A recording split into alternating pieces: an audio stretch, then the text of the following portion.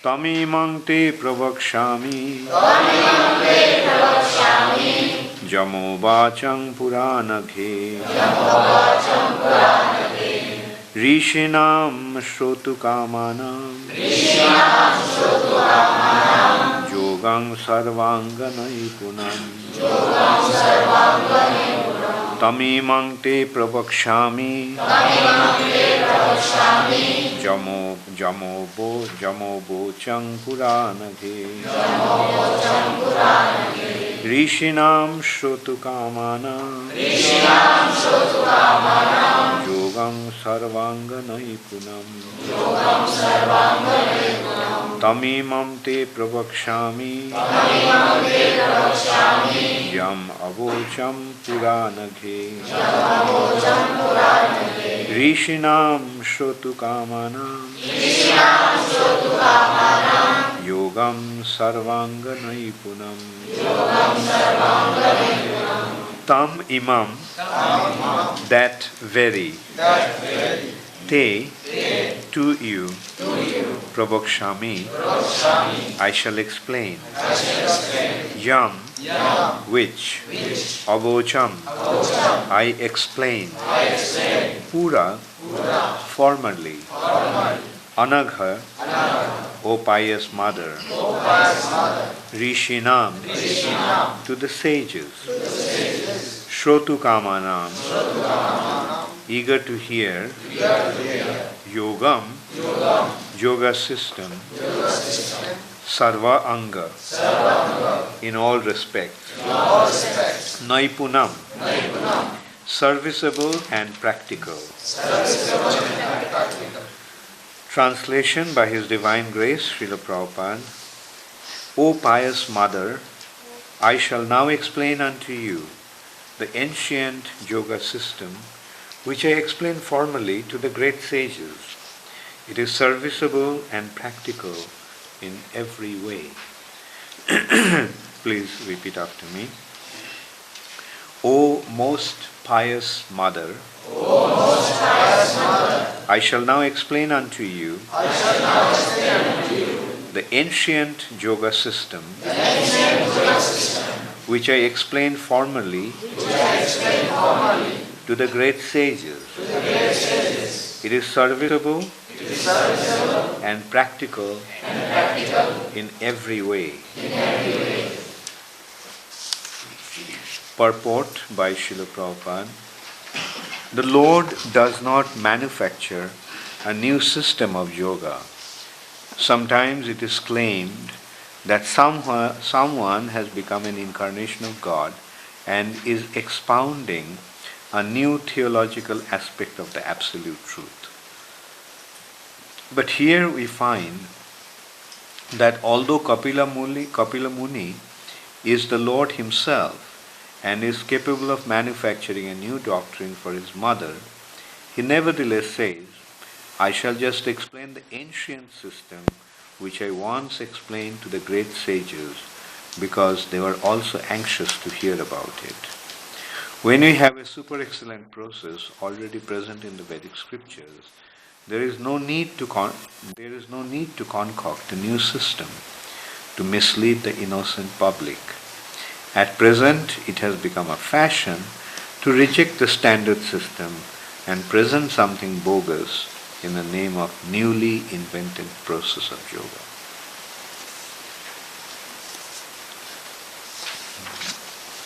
Tamimang te prabhakshami jamo bochang puranaghe rishinang shrotu kamanam yogam sarvanga naipunam.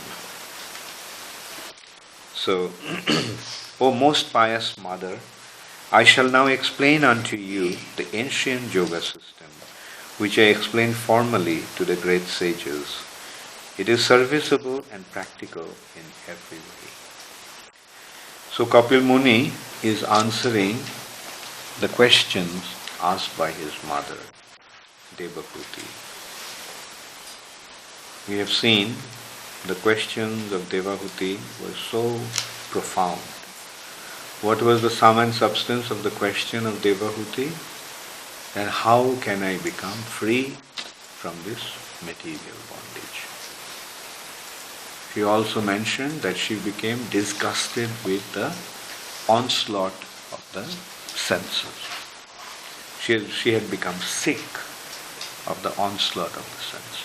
Onslaught of the senses are always dragging our consciousness towards the objects of sense enjoyment, and it is constantly hankering for sense gratification.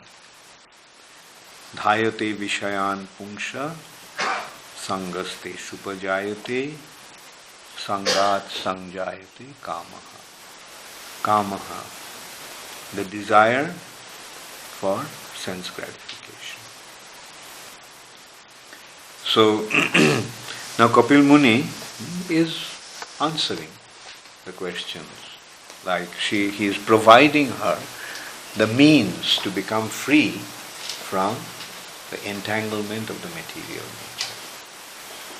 And in this context, in this verse, he is actually telling his mother that he is going to explain to him that the process that he had long ago explained to the sages. Rishinang Shrotu Kamanam. Shrotu Kamanam means Shrota, Shravan, hearing, and Shrotu Kamanam, very desirous to hear. Actually, in order to understand any topic, we have to become eager to hear.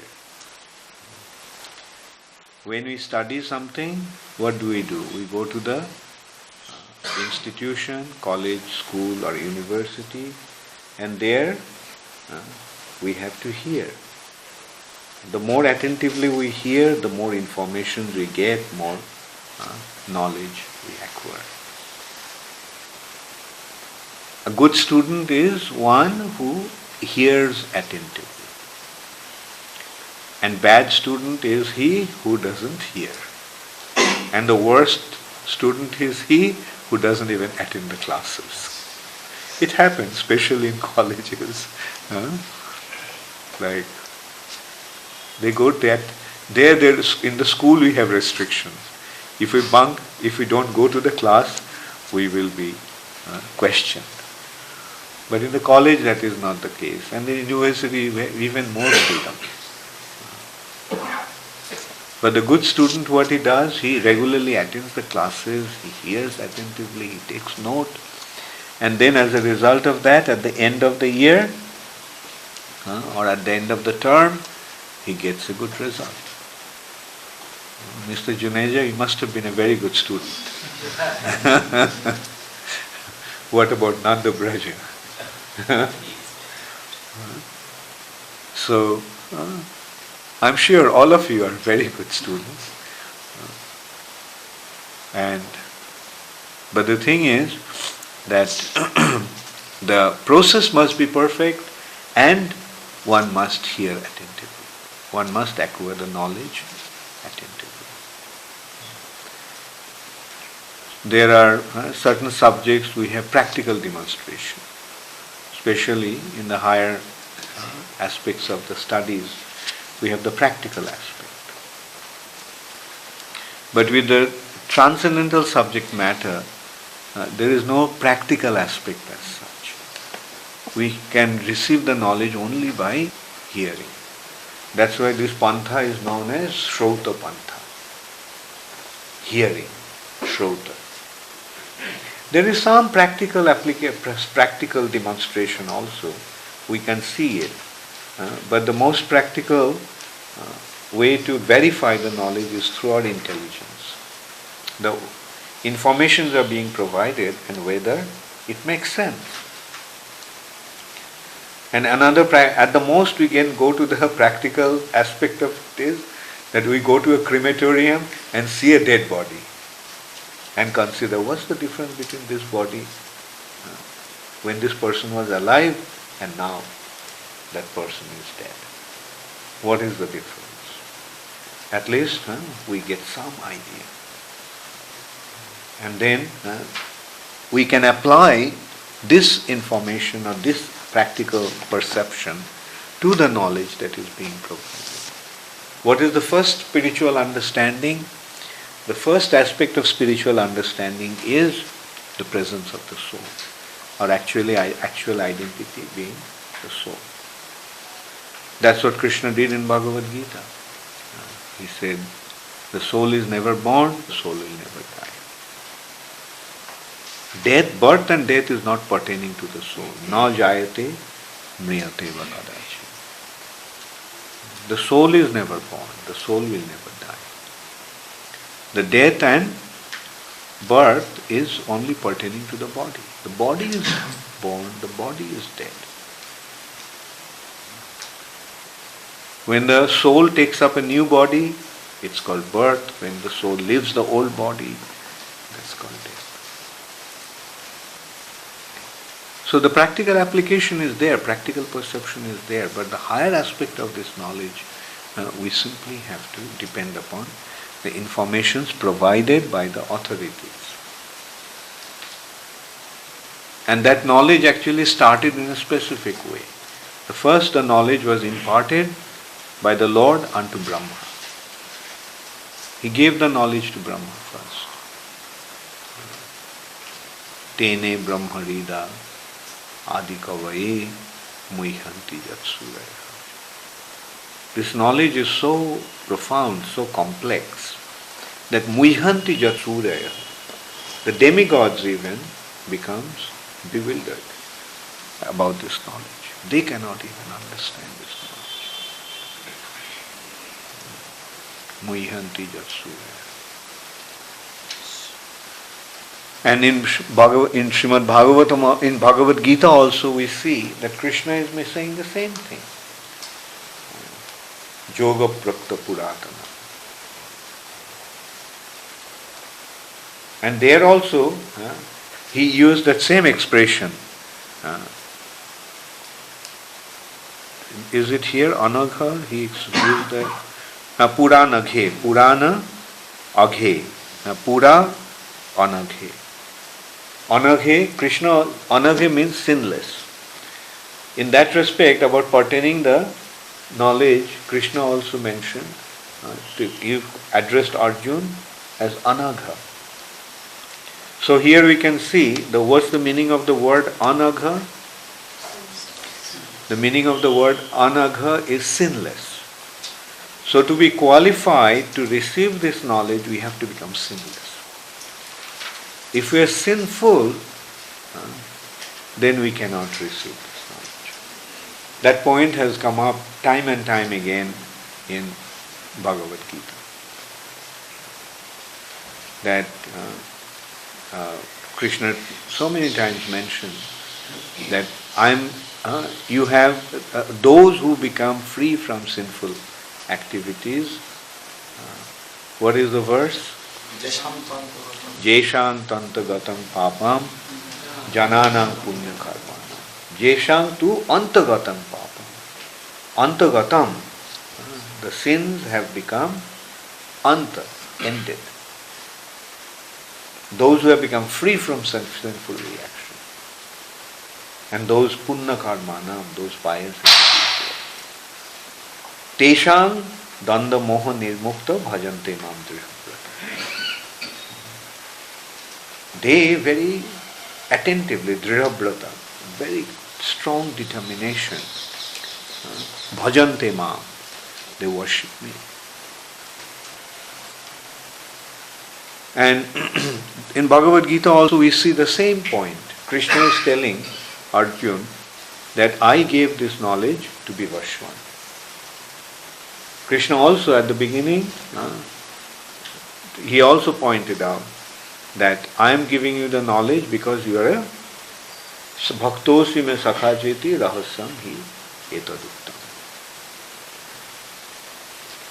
That I am imparting this rahasyam, that deep secret, great secret unto you, Arjuna, because you are a bhaktosi me sakhajeti, because you are a devotee of mine and you are a friend of mine. So the qualification of receiving the knowledge from Krishna is devotional service. We have to become a devotee. Otherwise, do we reveal the secret to somebody who is a competitor? If you have a secret, do you tell the secret to your enemy? You tell the secret only to your friend. Because you know that your enemies will take advantage of your secret. Or in business also, it's a very common thing. They keep their trade secret. They keep their secret. And they don't reveal that secret to others. Especially to them. But if they have if they have a collaboration with somebody, say for example, Toyota has some secret of manufacturing their cars. Will Toyota give the secret to anybody and everybody? No. But if Toyota wants to have join hands with Tatas and have a collaboration in India, then they'll reveal the secrets to him. So similarly, Krishna reveals his identity only to his devotees, not to anybody else. To others, he leaves it up to them. Okay, keep trying. Keep trying. And let's see, and you will see what happens. You won't be able to reach that ultimate destination yourself. Wonderful example regarding that is Brahma. Such a powerful individual. He wanted to get to know about himself. He didn't know about the self, but he was trying to find out the mystery of his identity, who he was. And Brahma had the ability to practically climb down from the universe and go all the way down to the Garbha ocean. The lowest part of the universe, the 7 planetary system. Brahma is situated on the topmost region in Satyaloka. But he climbed down, he came very close to the navel of the Lord. But still he could not perceive the Lord. So that is how difficult it is. But those who are devotees, for them, although it's a deep secret, Krishna reveals it to them very, very easily. That is Krishna's special mercy. And this knowledge, Krishna is pointing out, that this knowledge was age-old. Sakale neha mahata yoga nashta parantapa. This yoga was lost by the influence of time. Sakale neha mahata. And that's why I decided to give this knowledge to you, to revive this knowledge. Why? Bhaktosi me sakha chaitanya. So here Prabhupada is making one point very clear in his purport, that the actual knowledge, the absolute truth, is constant. There is no need to change that. Nowadays it has become a fashion, people are coming and inventing their own thing. They say, yes, we invented a yoga system. We invented a process for spiritual advancement, for spiritual perfection. Just as nowadays they come up with new medicine, we have come up with a new medicine. The pharmaceutical companies are coming out with new medicines every day. Because otherwise the commodity will not sell. Old medicine, people are not interested. And through their research, they are making some sort of improvement. And they are coming. But with the spiritual knowledge, there is no room for improvement. It's the absolute. The God has given, the Supreme Personality of Godhead has given the perfect process. And there is no need to improve that or change that. In relation to absolute truth, we can see that certain things, like for example, the sun rises in the east. Will the sun ever rise anywhere else but in the east? No. So similarly, the ultimate consideration is that a living entity's constitutional position is that he is the eternal servant of the Lord and he must become the servant of the Lord. That is the ultimate consideration. And that's what it's been being pointed out time and time again. Surrender, surrender, surrender to the Lord. Recognize who is the Lord, identify yourself, who you are, and then become engaged in that occupation. Become engaged in that occupation. You are a servant. So become a servant to the Lord. And you'll see how all your problems will be solved. Once we become a servant of the Lord, no matter how difficult the situation may be, we always remain properly situated. We are always protected. The trouble actually starts when instead of becoming a servant, we want to become the Lord and Master. If we are facing some difficulty today, if our mind is not peaceful, if internally we are not happy, then we have to understand that something is wrong in our practice of the Force. Simple consideration is, instead of becoming the servant of the Lord, we are trying to become the master of everything. If we remain the servant of the Lord, then the Lord will take care of us, and we will also depend upon Him, and that's how we'll become free from anxiety. And so often we come across this example, that a child, when he is holding on to his father's hand, can he possibly have any anxiety? He may be in a very difficult situation. Like, it's very dark. He is in the middle of a forest. But he is with his father. What the child will do at that time? Will he be afraid? He is afraid. But what does he do? He holds on to his father even more tightly. Daddy, Daddy, I am afraid. And the father says, don't worry. I am here. Nothing to worry. And especially when the father is a very powerful person, why should the child be afraid at a time like this? The assurance of the father is always there. So to become a devotee of Krishna means to accept him as the supreme shelter. Just the way a child holds on to his father. Just like a faithful servant holds on to his master. Will the servant of a very rich person have any anxiety? No. He knows my master has all the means to take care of any difficult situation.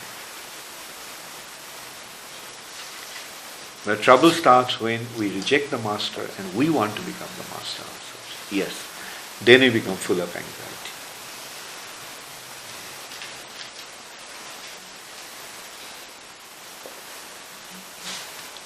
Let's consider, like we are, as we gave the example, we are in the middle of a forest. Krishna is there, but we don't want to recognize him. What will be our situation? So many wild animals. We have to struggle. Because unless and until we surrender to Krishna, Krishna won't come to our help also. Krishna will say, if you want to be independent, become independent. Je jathaman prapaddante tangs tathaiva bhajami. I'll reciprocate the way one reacts to me. It's okay, become independent. And let's see. That's Krishna's attitude. Become independent. On the other hand, when we depend upon Krishna, then everything becomes so easy. This deep jungle, dark forest, in the middle of the darkness of night. We may be in anxiety, but when we are holding on to Krishna's hand. And Krishna also gives us the assurance. Don't worry. Then you come across a mountain. We cannot climb the mountain. If you are depending upon Krishna, then Krishna will make arrangements to transport us on top of the mountain. Then you come across a cliff. Then Krishna says, don't worry. And he makes us fly across the cliff. So this is how Krishna always takes care of his devotee. Now the question may arise that, does Krishna really do that? And the answer is, why don't you try it? Just try it and see what happens. Depend upon Krishna and see what happens. Depend upon Krishna and see what happens. And you will see how Krishna takes care.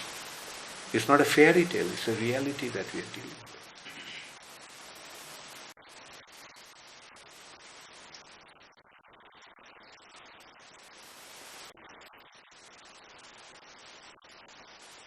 So, Prabhupada is pointing out that, like when people come up with these new ideas, new theories, we simply have to reject them. There is nothing new. Krishna has given the age-old system. That came at the beginning of creation.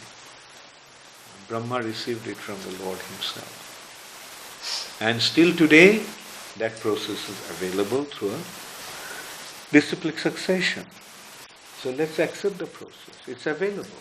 What Brahma gave at the time of what Krishna gave at the time of creation to Brahma, the same process is available. On the other hand, this process has become very simplified due to the mercy of Chaitanya Mahaprabhu. Krishna came and gave the same process in a simplified way. Simplified way means it's not that he gave something new. Simplified way means the qualification that was necessary to get to the point, we don't need that qualification anymore. The qualification was to follow the process of the Karmakanda section of the Vedas, to follow the Jnanakanda section of the Vedas, and then come to this platform of bhakti. After achieving the perfection of yoga, one used to come to this platform of bhakti. Yoga is actually the ultimate culmination of the Jnanakanda section. After achieving perfection of yoga, one used to come to the platform of devotion. But now, we don't need any such qualification. To get into the university, you have to be a graduate. That's the minimum qualification.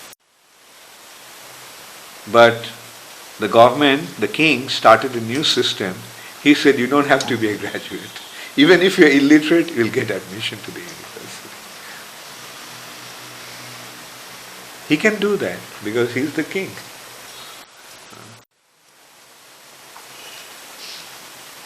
And he is making the system so easy because this system is actually very easy. This process is very easy. The only thing is we have to get rid of our false ego and we have to learn to surrender. Actually, all those practices were there to get rid of the false ego. Through the process of Karma Kanda and Jnana Kanda, eventually when one used to come to the point of purification, perfect purification, then he used to become free from all the contaminations of the heart, of which the most dangerous one is the false ego. So after becoming false ego, one used to come to the platform of surrender. Because unless and until we are free from false ego, we won't be able to surrender. Now that used to be done in a very arduous way. One used to get rid of false ego. But Chaitanya Mahaprabhu made this point very clear that why hold on to your false ego? Just get rid of your false ego and surrender. So if the admission of the university is to surrender, then there are two ways that we can surrender. One is becoming qualified by dint of our own endeavor, and the other way is just achieving the perfection by getting rid of our false ego.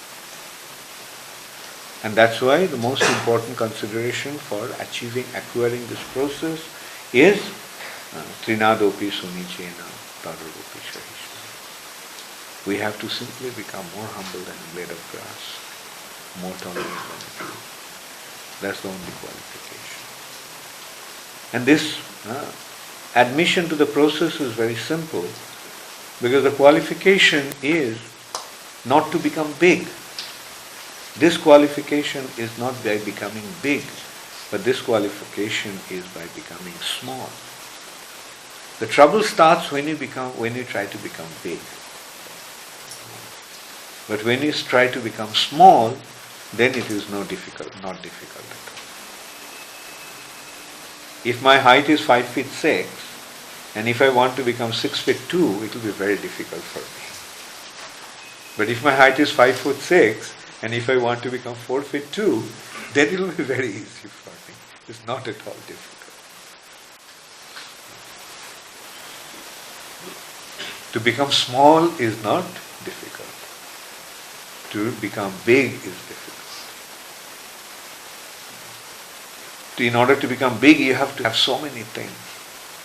But in order to be small, you have to get rid of so many things. Getting rid is easier than acquiring possession.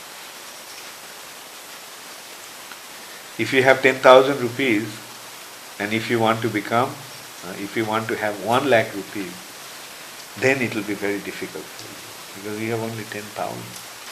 But if you have 10,000 rupees and to have 100 rupees, will it be difficult? Get rid of 9,900 and you will have 100 rupees. And what to speak of having nothing? To come to the point of having nothing is the easiest thing to do. No possessions whatsoever. No material possessions whatsoever. We are just completely free from all possession. And then you are free. I remember when you were young, we used to know a song. A poor man wants to be a rich man, and a rich man wants to be the king. But a man who has nothing is the king of kings. So everybody wants to become big. But actually the real source of joy, the real achievement is to become free from all our possession.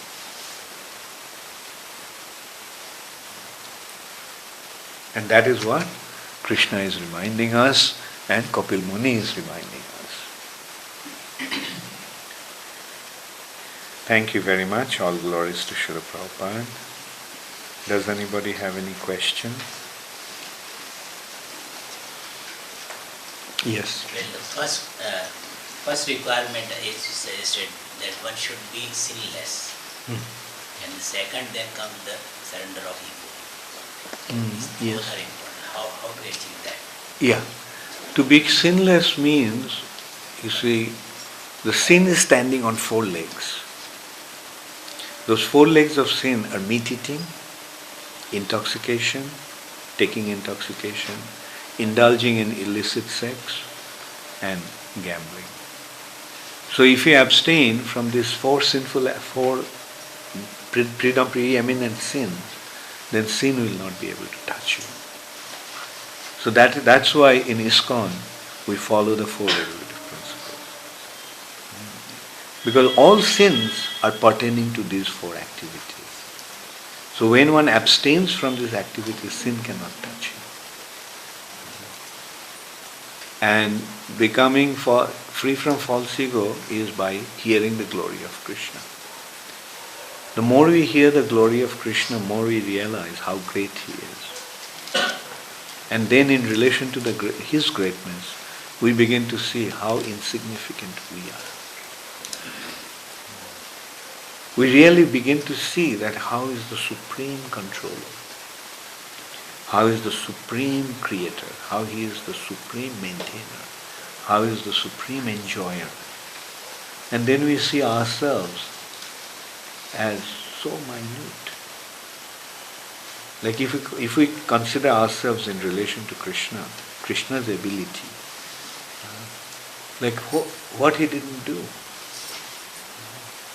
Like He just lifted Govardhan and held it there for 7 days. And who can do that? Now one may think, well, this is just a story. But then the question is, if it's a fairy tale, then how come the greatest of the intellectuals, the most brilliant personalities are accepting this? Right? Like the people, those who are following Krishna or those who are following the instructions of the scriptures, they are not ordinary individuals. Like for example, Vasudev, such a giant of a intellectual personality. There is a history of these individuals like Sukadeva Goswami. If we don't want to go that far, even in the recent past we have seen like Bhakti Vinod Thakur. I mean, such a brilliant personality, holding such a big position in the British government. And he is accepting this. Bhakti Siddhanta Saraswati Thakur, of his time, he was considered to be the most brilliant person. And look at his writing, so brilliant. Then in the recent past we have seen Srila Prabhupada. Like so brilliant. Now why these personalities are accepting it? Like if they could accept it, and if they have accepted it as the absolute truth, why should I hesitate? So in this way, you see, our faith increases by hearing or reading the glory of Krishna. And as a result of that, as we become aware of the greatness of Krishna, we begin to appreciate his greatness. And when we appreciate his greatness, then what happens? Automatically we become humble. So that is the process. So if we accept bhakti, that is doing all these things, surrendered everything, so is it necessary to go to all these scriptures? Once you have surrendered and started bhakti, it is okay. You do not go for all these things. All this? All these scripts and all this. Because the ultimate aim of the person is to be a bhakt.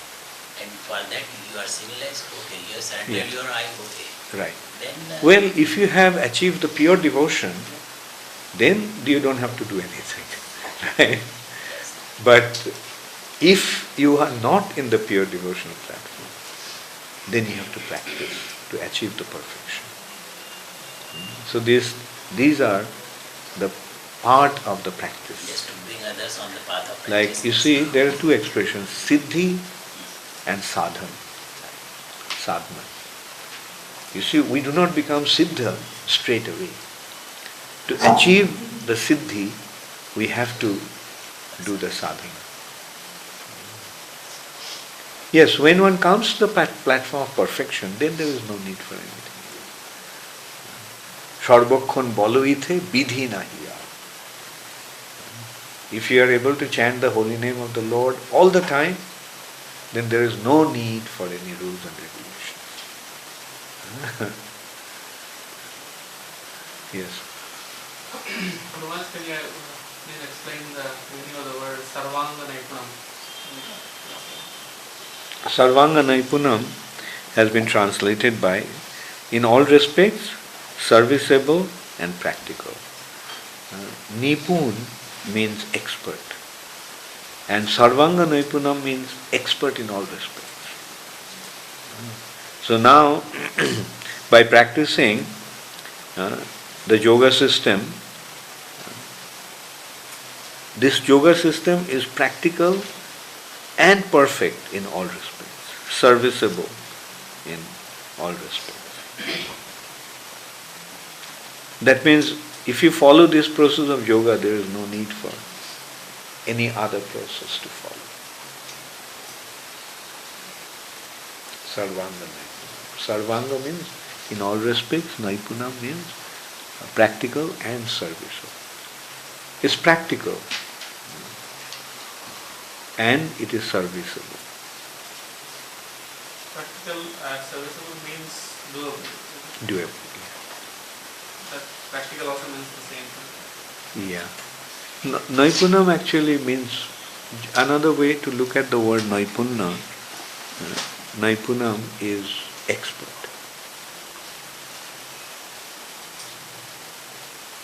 Practical, and this process will make one expert in that process itself.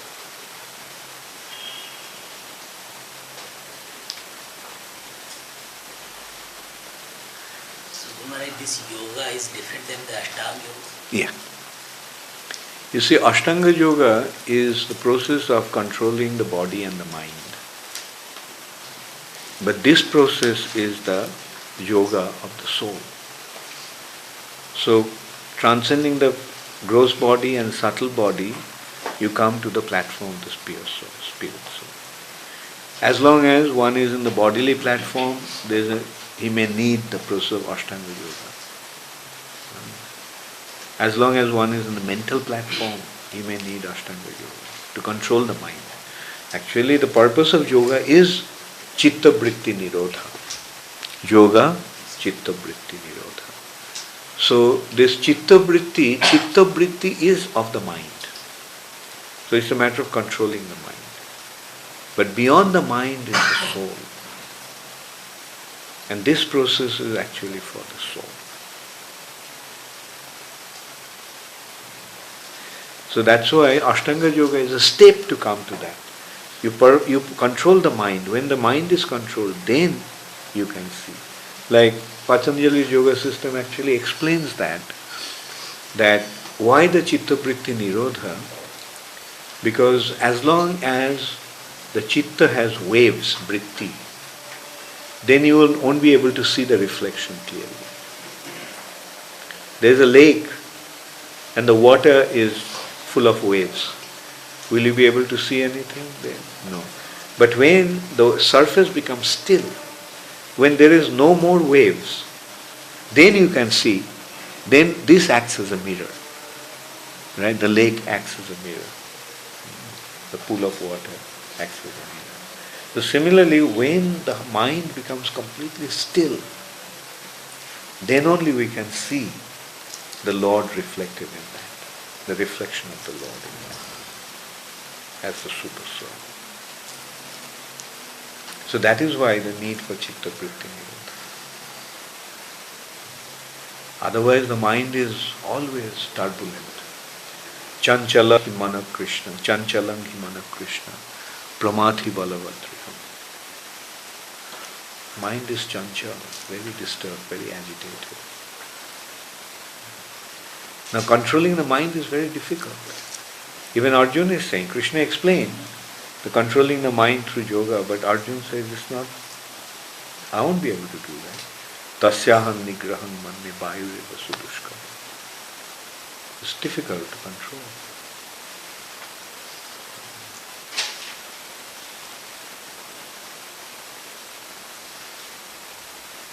Yeah. Well, as you said that when the mind is still, then only we will be able to see the Lord. So, does it mean that when we are chanting, our mind is wandering a lot? The degree the mind is wandering, to that degree, we are not united. I mean, in the sense that we are not able to, our quality of bhakti is not to that extent good. And to the degree we are able to focus. The difference is, you see, through yoga, one is trying to make the mind still by dint of his own effort. But by chanting you're depending upon Krishna and constantly telling him, Krishna, I can't control the mind. Please help me out. And Krishna comes and helps us to control the mind. So in other words, to the degree our mind is focused on the holy name, to that degree we are progressing in. That's right, yeah. Chanting has to be attentive. Attentive means hearing.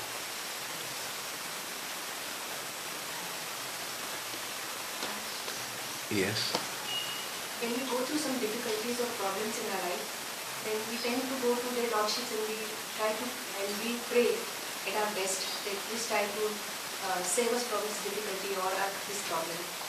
And keeping this desire in the mind that that answer will be to our desired way.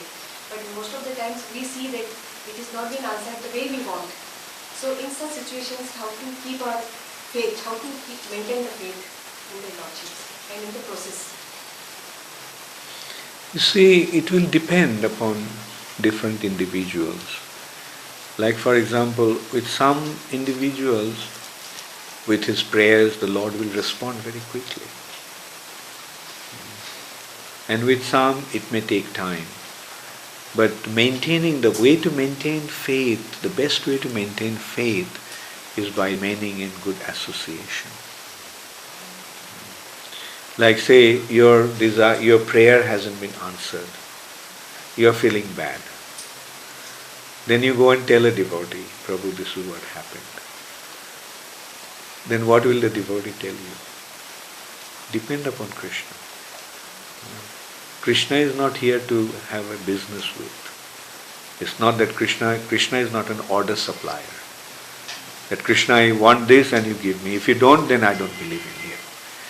That shouldn't be our attitude. Sometimes Krishna may fulfill our desire, listen to our prayer. But surrender means depending upon him. At a neophyte stage only we want, Krishna, do this for me. But at an advanced stage we will hesitate to demand things like that from Krishna. Because at an advanced stage we realize that Krishna is not our servant, we are Krishna's servants. If I need something, if I want something and Krishna doesn't give it, then we have to understand that this is not good for us. Krishna doesn't want us to have it. That's why he didn't give it. Like the father or mother, do they fulfill the children's desire all the time? Sometimes the child wants something which is not good for him. Will you give it to him? So similarly, sometimes we may desire something and Krishna knows that it's not going to be good for us. So Krishna will say, no, you won't get it. It's not good for you. So we must become good children and to think that, well, Krishna, if you didn't give, then I have to understand that it's not beneficial for